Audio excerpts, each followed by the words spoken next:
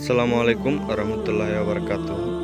যে আমি next video part 2 এর কথা বলেছিলাম, যে পার্ট 2 নিয়ে এলাম।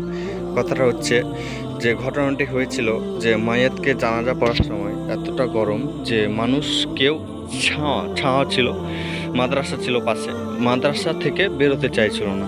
যতক্ষণ না কাতার সোজা হবে শেষ পর্যন্ত ততক্ষণ যাব না। মানে দেখুন আপনার কতটা মূল্য মানুষ, আপনি মরে গেছেন তো আপনার কোনো দামই নেই। আপনার যে জানাজাটা পড়ে আপনাকে দাফন করবে সেটুকুও চাইছে না, আপনাকে মূল্যই দিচ্ছে না, যে মরেই তো গেছে। আর আমি বেঁচে আছি, আমি কষ্ট পাচ্ছি, আমি রোদে দাঁড়াতে পারবো না ওনার জন্য কাতারে, আমি ছায়াতে দাঁড়াবো। তো ছায়াতে দাঁড়াচ্ছে।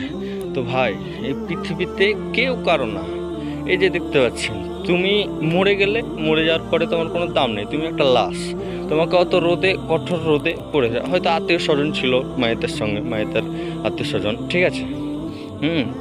তো এটা খুবই দুঃখজনক। সেদিন আমি ফিল করছিলাম এবং আমার অন্তরে কান্না চলে এসেছিলো যে এটা সত্যি পৃথিবীতে কেউ করো না, শুধুমাত্র একমাত্র আল্লাহ তাআলা ছাড়া। আল্লাহ তাআলাই আপনাকে ভালোবাসেন এবং দান দেয়। তো আল্লাহ তাআলা হয়ে যান, এই পৃথিবীর যার যেটা হক তাকে দিয়ে দেন।